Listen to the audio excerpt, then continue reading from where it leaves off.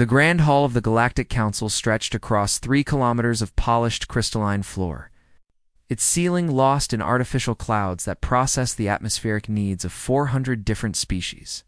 Ambassador Sarah Chen stood at the human delegation's platform, her fingers drumming against the transparent podium that translated her words into 6,000 languages simultaneously. For 300 years, humanity had sought membership in the Galactic Council. 3 centuries of diplomatic missions, cultural exchanges, and carefully worded petitions. They had shared their art, their music, their scientific discoveries. They had opened their borders to alien scholars and welcomed trade agreements that often favored the other party. All of it in pursuit of one goal: recognition. As equals among the stars, the council chamber held representatives from every major civilization in the known galaxy. The Zelthar occupied the largest platforms, their methane-breathing forms obscured behind shimmering force fields. The Centauri collective hovered in their energy matrices, pulsing with colors that conveyed emotion and intent. The insectoid creche clicked and chittered in their section, while the aquatic deepborn swam in suspended water spheres that dotted the upper levels. And there, at the highest tier, sat the Council of Elders. 7 species who had guided galactic civilization for 10,000 years. Their word was law. Their decisions shaped the fate of trillions. Sarah had rehearsed this moment for months. The presentation had been perfect. Humanity's contributions to galactic society laid out in irrefutable detail. The human colonies that served as cultural bridges between hostile species, the medical advances that had cured 3 different plagues, the engineering solutions that had saved dying worlds. Everything documented, verified, and presented with diplomatic precision. The lead elder, a crystalline being whose species had no name humans could pronounce, let silence fill the chamber after Sarah's presentation. When it finally spoke, its voice emerged from every translation device in the hall simultaneously. We have reviewed humanity's petition for full council membership. We have examined the evidence presented. We have deliberated according to our ancient protocols. Sarah felt her heart race. Beside her, General Marcus Webb stood rigid in his dress uniform, representing Earth's military forces. Dr. Yuki Tanaka clutched her data tablet containing 300 years of compiled achievements. This was it. The moment that would define humanity's place in the galaxy. The Council finds that humanity has not yet achieved the necessary level of civilization required for membership. The words hit like a physical blow. Sarah's hand gripped the podium edge. Furthermore, the elder continued, "We have serious concerns about humanity's aggressive tendencies and inability to resolve internal conflicts. Your species still maintains separate governmental structures on your homeworld. You engage in competitive economics rather than cooperative resource distribution. You have been observed settling disputes through violence on your frontier colonies." Sarah's training kept her face neutral, but inside, she was burning. Every species in this chamber had gone through similar growing pains. The Zelthar had fought 3 world wars before achieving unity. The Centauri collective had been formed from the forced merger of 12 hostile nations. Even the elders themselves had histories written in blood and conquest. "We will consider humanity's petition again in 100 of your years," the elder announced. "Until then, you will maintain your current status as a protected developing species. You may continue to operate your colonies within your designated zones. But expansion into new sectors requires council approval. Your military forces will remain limited to defensive capabilities only. Any violation of these terms will result in immediate sanctions." The general's jaw tightened. Sarah knew what he was thinking. Earth's population had reached 12 billion. The colonies held another 8 billion. They needed expansion. They needed resources. They needed room to grow. 100 years, Sarah said carefully, is insufficient time for the societal changes you're demanding. Our average lifespan is only 80 years. You're asking for cultural transformation across more than 3 generations. Then perhaps, another elder interjected, this one resembling a floating jellyfish of impossible colors. Humanity should have begun these transformations earlier. We cannot lower our standards simply because your species matures slowly. Sarah looked across the assembled delegates. Some appeared sympathetic. Most looked indifferent. A few seemed actively hostile.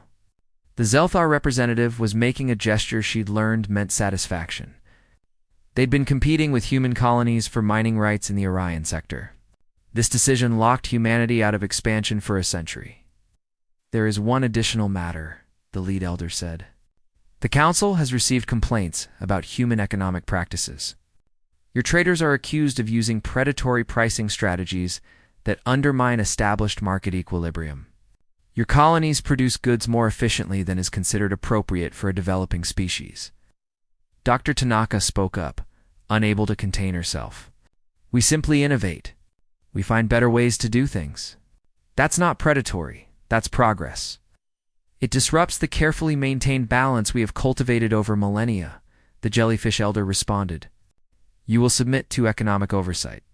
All human trade agreements must be approved by the Council's Commerce Authority before implementation. That will cripple our economy, General Webb said, his first words in the chamber. Our colonies are self-sufficient precisely because we can trade freely.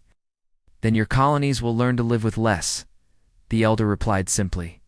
Or you may request aid through proper channels, which we will grant according to your status as a developing species. Sarah saw it then. The whole picture crystallized in a single moment of clarity. This wasn't about humanity's readiness for membership. This was about control. The established powers of the galaxy had no intention of ever accepting humanity as equals. They wanted humanity to remain perpetually dependent, perpetually asking permission. Perpetually grateful for scraps from the table, the human colonies were too productive. Human innovation, too disruptive. Human ambition, too threatening to the comfortable order these ancient species had built. They would always find another excuse, another reason to deny humanity's petition. In 100 years, there would be some new requirement, some new standard humanity failed to meet. See, Sarah said quietly. She straightened, shoulders back, and looked directly at the Council of Elders. Then, I suppose there's nothing more to discuss. The lead elder seemed surprised. You may submit appeals through the appropriate bureaucratic channels.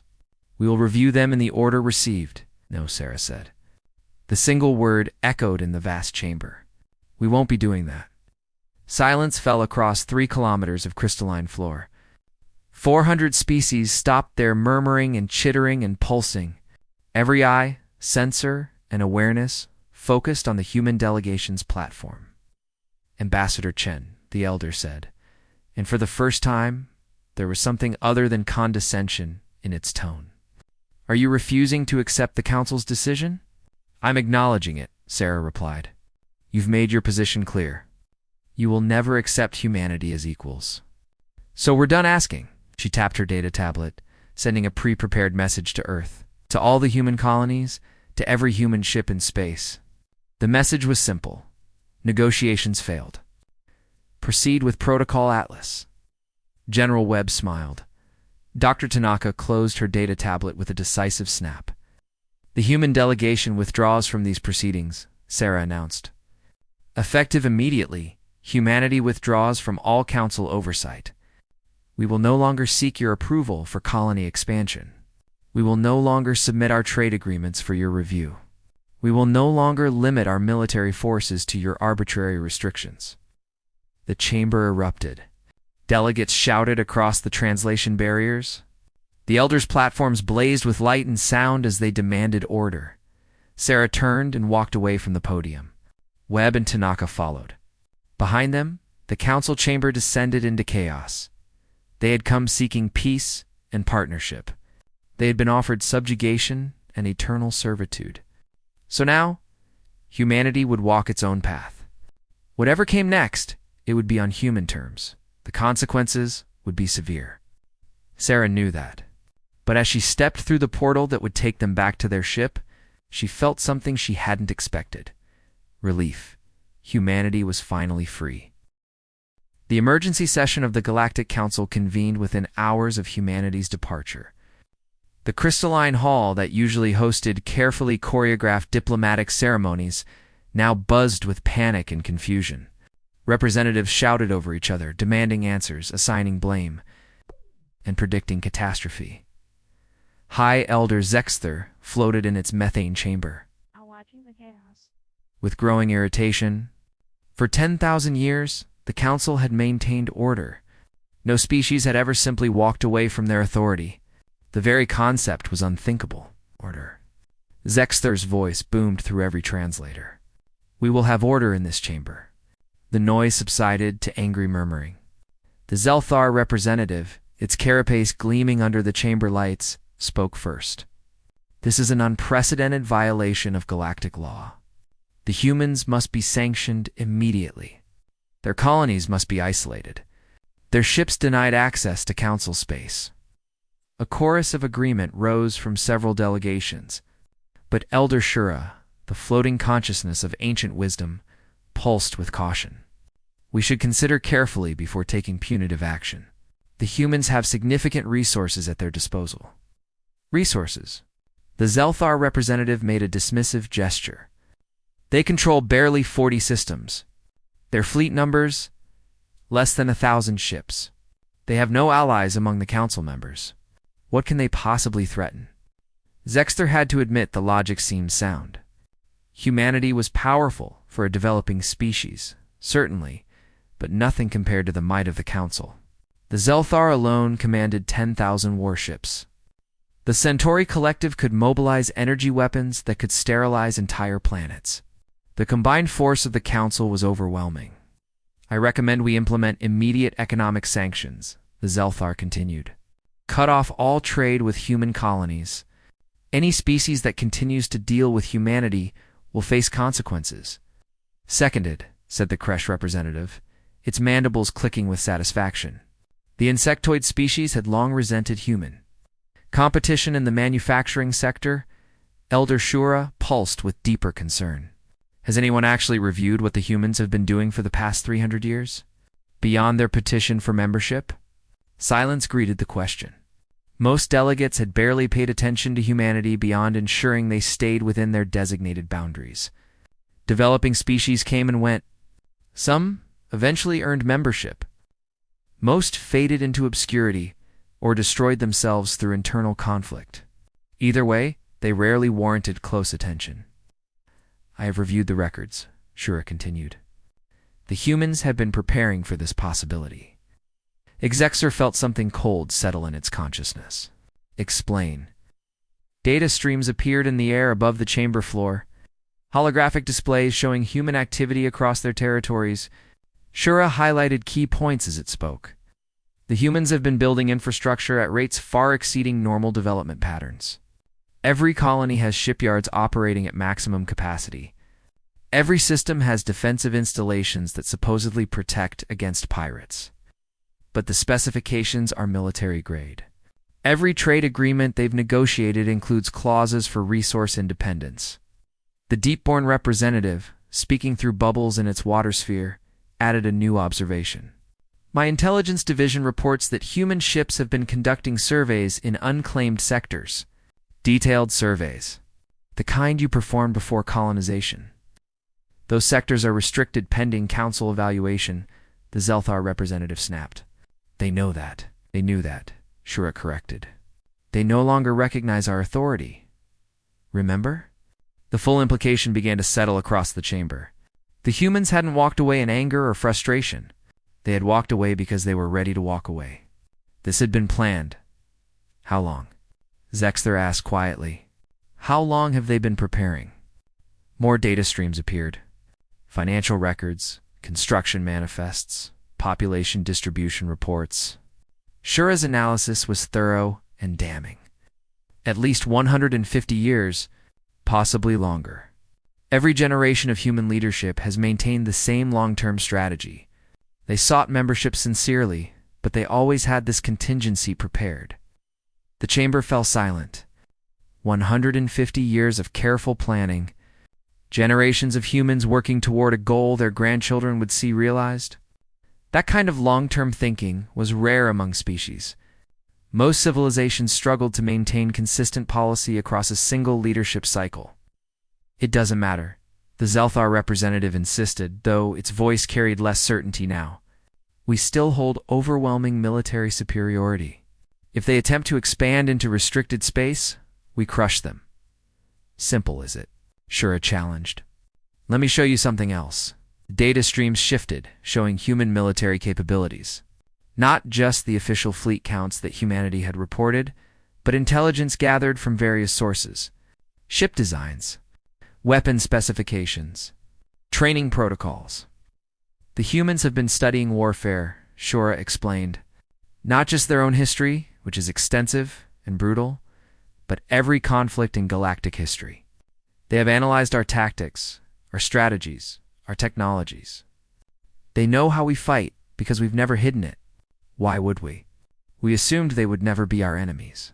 Zexta studied the data with growing unease. Human warship designs were unconventional. Where most species built massive capital ships with overwhelming firepower, humans favored smaller, faster vessels that could operate independently. Their weapons systems emphasized versatility over raw power. Their fleet doctrines stressed mobility and unpredictability. They've designed their entire military to counter our advantages, Zexter realized. Exactly, Shura confirmed. We rely on our superior numbers and firepower. They've built a force optimized to avoid direct confrontation while striking where we're vulnerable. Look at their ship specifications. Every vessel can operate for months without resupply. Every crew is trained in unconventional tactics. They don't plan to fight us head-on. They plan to make occupying their space so costly that we eventually give up. The Centauri collective representative, silent until now, pulsed with alarm. This is still theoretical. They may have built defensive capabilities, but that doesn't mean they'll actually challenge us. As if in answer, new reports began flooding into the chamber. Human colony ships were launching toward unclaimed systems. Dozens of them, moving in coordinated waves. No requests for permission. No acknowledgement of council authority. Just movement. They're expanding right now. The deep-born representative bubbled in shock. They didn't even wait for our response. More reports arrived. Human trade ships were rerouting to avoid council-controlled checkpoints. Human colonies were activating defensive shields and weapon systems. Human diplomatic missions were withdrawing from council space. Taking their personnel and resources with them, the Zelthar representative activated its emergency communication device. I'm ordering my fleet to intercept those colony ships. We cannot allow this flagrant violation of weight, Zexter commanded. Before we commit to military action, I want full intelligence on human capabilities. Real intelligence, not assumptions. That will take time, the Zelthar protested. Then we take time, Zexter said firmly. Shura is right. The humans have been preparing for this. We haven't. I will not commit council forces to a conflict without understanding what we're facing. The longer we wait, the more systems they'll claim, the Kresh representative clicked. The systems in question are unclaimed frontier space, Shura noted. Legally, any species can settle them, not without council approval. Only member species and developing species under council protection require approval, Shura corrected. The humans have withdrawn from council protection. Technically, they can settle anywhere not already claimed by a council member. The implications rippled through the chamber. In their arrogance, the council had never imagined a species would refuse their protection. The legal frameworks that govern galactic civilization simply hadn't accounted for this scenario. So what do we do? The Centauri collective asked. Zexter considered carefully. Pride demanded immediate retaliation. Wisdom urged caution. But there was a third option, one that made the Elder's crystalline form ache with reluctance. We wait, Zexter decided. We observe. And we consider the possibility that we made a mistake. The chamber erupted in protests, but Zexter silenced them with a pulse of authority. The humans were patient for 300 years. We can be patient for a few months while we gather information. If they truly pose a threat, we will deal with it. But I will not start a war based on wounded pride. As the session dissolved into angry debate, Zexter privately reviewed the moment when humanity walked away. Ambassador Chen's face had shown no anger, no disappointment. Only determination. The elder had seen that look before, in records of humanity's own history. It was the look of a species that had decided to stop asking permission and start taking what they needed. The council had assumed always need their guidance, always remain dependent on their authority. They were about to discover how wrong they had been. 6 months after humanity's departure from the council, Elder Zexter reviewed reports with increasing alarm. The intelligence they had gathered painted a picture, far more concerning than anyone had anticipated. The humans had claimed 17 new systems in the first month alone, not frontier outposts or experimental colonies, but fully planned settlements with infrastructure that seemed to materialize overnight. Mining operations, agricultural centers, shipyards, and defensive installations appeared with frightening efficiency. But that wasn't what worried Zexter most. They're trading with non-council species, the intelligence officer reported. A young Centauri named Velhash, whose energy matrix pulsed with nervous amber light. Independent worlds, frontier communities, even some species we classified as too primitive for contact. That violates the preservation protocols, Zexter said automatically, though the words felt hollow. The humans no longer recognize council authority. Why would they follow council protocols? Yes, Elder, but the trade is proving extremely popular. Human goods are cheaper and higher quality than council-approved alternatives. Their medical technology is particularly sought after. We've received reports of plague worlds that requested council aid 3 years ago and are still waiting for approval. The humans arrived within weeks and stopped the outbreaks. Zexter absorbed this information in silence. The council's bureaucracy was legendary. Aid requests could take years to process through proper channels. The humans apparently had no channels, no bureaucracy. They simply acted. What are they trading for? Zexter asked. But also information. They're collecting data on council operations, trade routes, political relationships. They're building a comprehensive intelligence network. Balash displayed a star map showing human activity. The 17 new colonies formed a strategic arc around council space, not threatening but positioned perfectly to intercept trade routes. Other markers showed human ships exploring sectors the council had marked for future development but not yet claimed. Right. They're boxing us in, Zexter realized. Every system they settle is one we can't claim without direct conflict. There's more, Elder. Velhash highlighted another section of the map. They've made contact with the Void clans. The Elder's crystalline form flickered with shock. The Void clans were nomadic species that refused all council contact, living in the empty spaces between star systems. They were considered dangerous, unpredictable, and wholly outside civilized society. The Void clans don't trade with anyone, Zexter said. They trade with humans now. The clans provide protection for human exploration ships in deep space. In exchange, humans supply them with advanced recycling technology and medical supplies. This changed everything. The Void clans knew routes through space that council navigators had never mapped. With their cooperation, human ships could move through the galaxy virtually undetected. Reports continued to flood in. A human medical ship had cured a genetic plague on a deep-born colony world. Refusing all payment and leaving before council authorities arrived to regulate the interaction, human engineers had repaired a failing life support system on a Kresh mining station, again accepting nothing but goodwill in return. Human traders had established markets on a dozen frontier worlds, operating outside council jurisdiction but carefully following local laws and customs. They're building alliances, Zexa said quietly. Not through treaties or formal agreements. Through actions. It's worse than that, Elder. Displayed economic data. Council trade revenues have dropped by 18% in the sectors bordering human space. Our merchants can't compete with human prices and efficiency. Some of our own member species are buying human goods through intermediaries. The Zelthar representative burst into Zexter's private chamber without announcement, its carapace gleaming with agitation. We must act now. The humans are making fools of us. Every day we wait, they grow stronger. And what do you propose? Zexter asked calmly, though internally the elders shared the concern. Military intervention.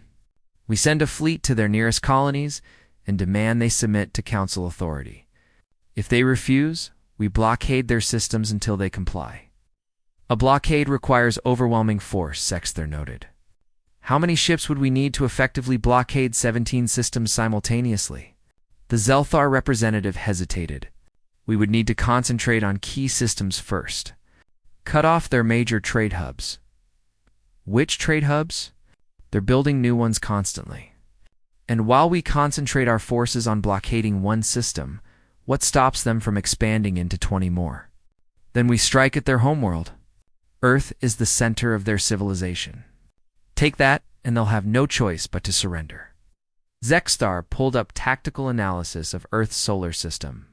The defenses were formidable. Orbital weapons platforms, particle shields, minefields, and a concentrated fleet presence. Intelligence suggested humans could mobilize 300 warships to defend their home system within hours. An attack on Earth would require a fleet of at least 2,000 ships to guarantee success. Velhash interjected. That's 20% of the Council's entire military force committed to a single operation. And human defensive doctrine emphasizes asymmetric warfare. They would make us pay for every kilometer. So we pay. The Zelthar shouted. The cost of allowing this rebellion to continue is higher than any military campaign, is it? Zexer asked. Tell me, what exactly have the humans done that justifies war? They've violated Council authority. By settling unclaimed systems and trading with independent worlds, actions that are technically legal since they've withdrawn from Council protection, they're undermining our economy. By offering better goods at lower prices. Should we punish them for efficiency? The Zelthar representative vibrated with rage. You defend them. I defend reason, Zexter corrected. We assumed humanity would always need us, always defer to our wisdom. We were wrong. Now we must decide how to respond to that reality. More reports arrived, and these brought even graver news. 3 council member species had quietly approached human diplomats about establishing formal trade relationships. Not secret agreements, but official treaties that would recognize humanity's independence from council oversight. Which species? Zexter demanded. The Verdant Collective, the Crystal Singers, and the Nomad Tribes, Velhash reported. All of them are minor members with limited voting power, but they represent a troubling precedent. The Verdant Collective were plant-based organisms whose worlds produced exotic biologicals. The Crystal Singers manufactured precision instruments. The Nomad Tribes controlled scattered resources across frontier space. None were major powers, but all had valuable resources the Council relied upon. If we allow member species to recognize human independence, the Zelthar said, the Council's authority collapses. Every ambitious species will think they can simply walk away. That was the real fear, Zexter knew. Not human military power or economic competition, but the example they set. For 10,000 years, the Council had maintained order by convincing every species that membership was essential for survival and prosperity. Humanity was proving that wasn't true. Perhaps, Zexter said slowly, our authority deserves to be questioned. The Zelthar representative recoiled as if struck. You cannot be serious. The humans asked for 300 years. We denied them repeatedly, not because they lacked qualifications, but because accepting them would disrupt our comfortable arrangements. We demanded they change their entire civilization to meet our standards, standards we ourselves did not meet at their level of development. Was that just? It was necessary. The Council must maintain standards. Or, Zexter said quietly, the Council must adapt to reality. Urgent communication interrupted them. Elder Shura's consciousness pulsed across the quantum network. Emergency session. All elders required immediately. In the Council chamber, the crisis had reached a critical point. The Deepborn representative was displaying footage of a human rescue operation on one of their colony worlds. A natural disaster had devastated a coastal city, and local authorities had requested council aid through proper channels. 3 days earlier, the request was still being processed. Human ships had arrived within 16 hours. They had pulled survivors from collapsed buildings, provided medical care, set up temporary shelters, and left supplies before departing. All without council authorization. All without any payment or obligation. Thousands of deep-born lives were saved, the representative bubbled. Our people are calling the humans heroes, while cursing the Council for our slow response. How do we answer that? No one had an answer. This is the problem, Shura pulsed. We built a system focused on control rather than service. The humans are showing the galaxy what we should have been all along. So what do we do? Asked the Centauri collective. Zexler looked around the chamber at species who had guided the galaxy for 10 millennia. They had grown comfortable, complacent, and convinced of their own superiority. The humans had shattered that comfortable certainty. We have two choices, Zexler said. We can fight to maintain our authority through force, or we can admit we made a mistake and negotiate with humanity as equals. The chamber erupted in argument, but deep in its crystalline consciousness, Zexler all read. Ambassador Sarah Chen stood on the observation deck of the human diplomatic station Unity, watching construction drones assemble the skeleton of another colony ship. 18 months had passed since she walked away from the council chamber. 18 months that had transformed humanity's place in the galaxy. Ambassador, we have another delegation request, her aide Marcus informed her. The Luminari want to discuss a mutual defense pact. The Luminari were a council member species, but a minor one with limited influence. This would be the 7th member species to approach humanity directly, bypassing council authority entirely. The council's control was fracturing, and everyone could see it. Schedule them for next week.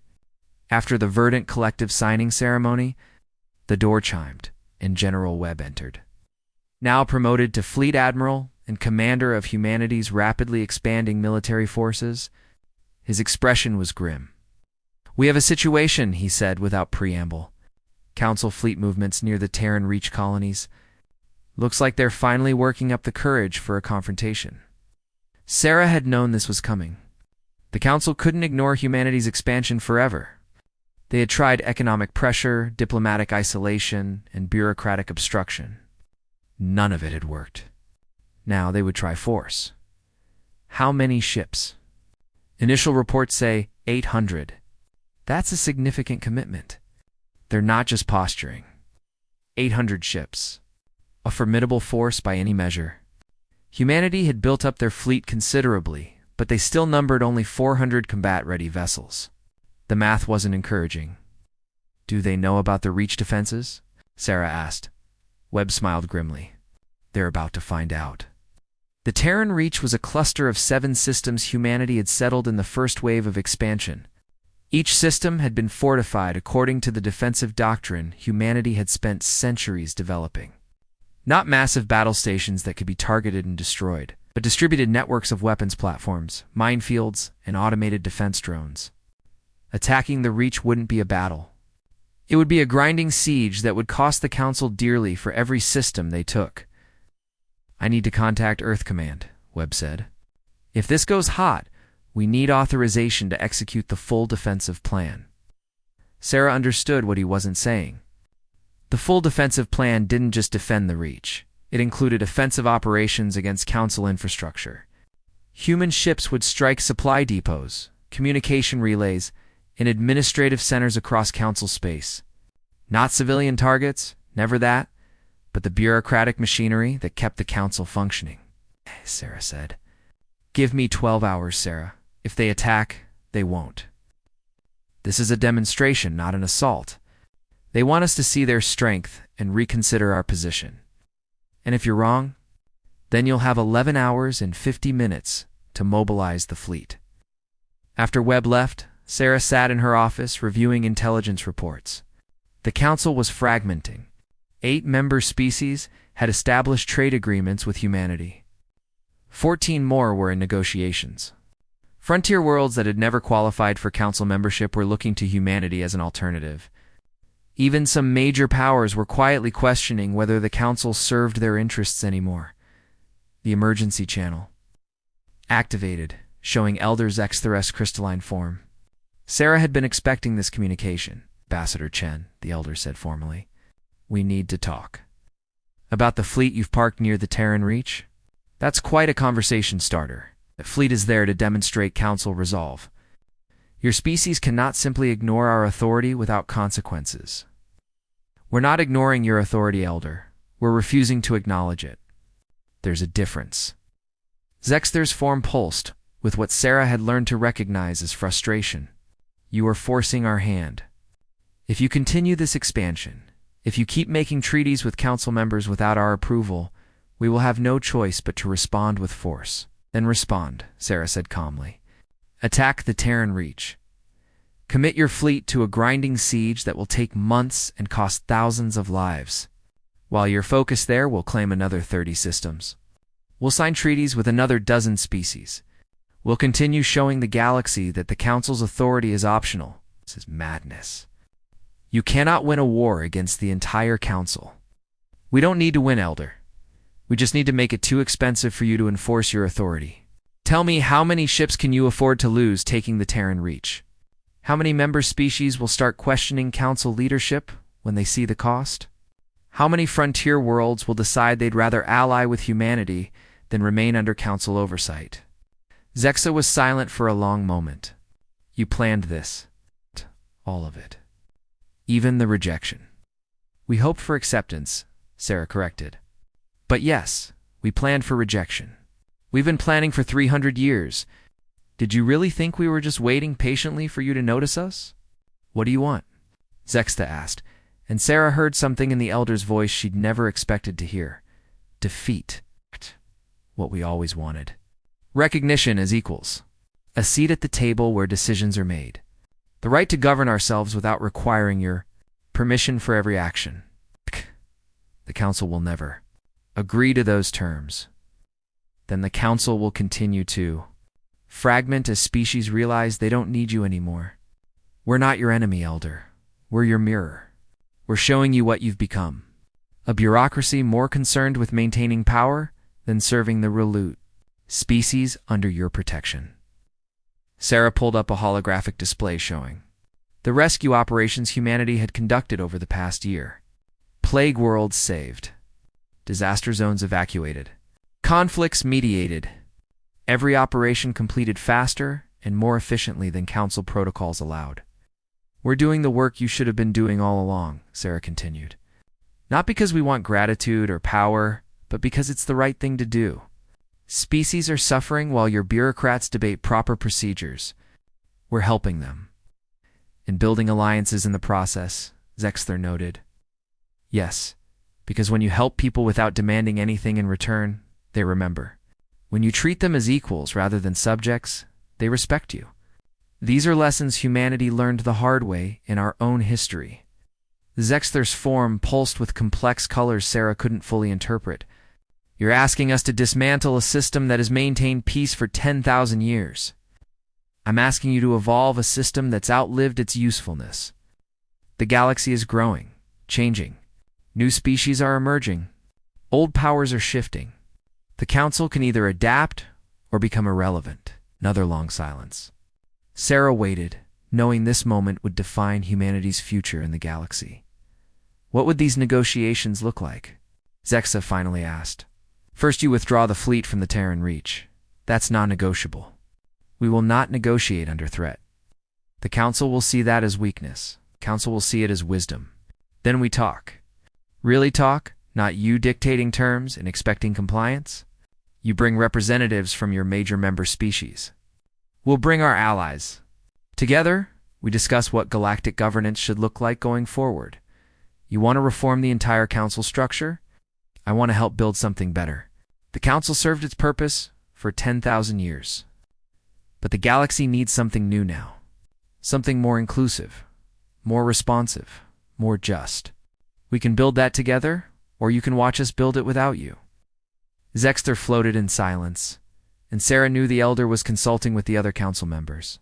This decision would reshape galactic civilization. After several minutes, Zexther returned. The fleet will withdraw within 24 hours. We will convene a diplomatic summit in neutral space. But understand, Ambassador, many Council members will resist these changes. Change is always resisted, Sarah replied. But it comes anyway. Better to guide it than fight it.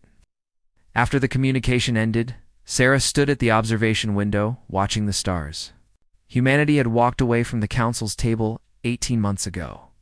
Now, they were being invited back. Not as supplicants, but as equals.